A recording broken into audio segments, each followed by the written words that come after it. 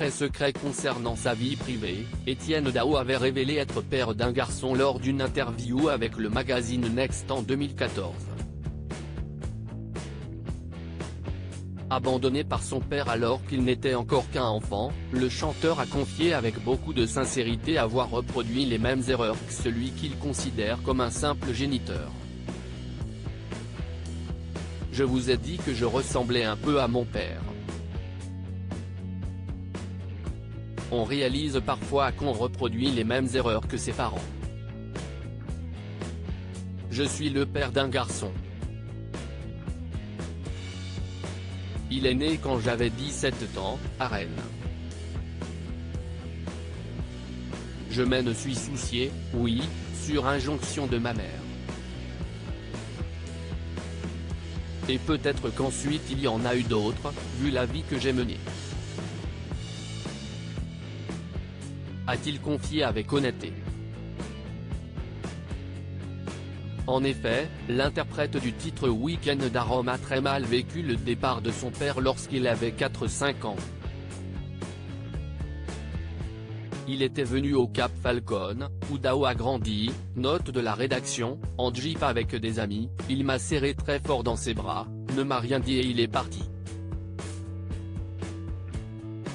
Ma mère, mes deux sœurs et moi ne l'avons jamais revu et n'avons jamais parlé. A-t-il révélé aux journalistes de l'Op. Pris de regret vis-à-vis de son fils, ce père avait tenté de reprendre contact avec celui-ci dans les années 1980 en se rendant à l'un de ses concerts à l'Olympia. Peine perdue pour le pauvre homme qui a constaté sûrement avec beaucoup de tristesse que son fils ne souhaitait absolument pas le revoir ou faire sa connaissance. Il meurt quelques années plus tard sans avoir réussi à se réconcilier avec son enfant. Il ne faut jamais fuir ce que l'on est. Il est décédé en 1990, expliquait Etienne Dao dans Paris Match, en 2007. Du coup, je suis parti pour Londres. J'ai longtemps dit que c'était pour d'autres raisons, mais la vérité est là. Son départ m'a remué. J'ai tout arrêté.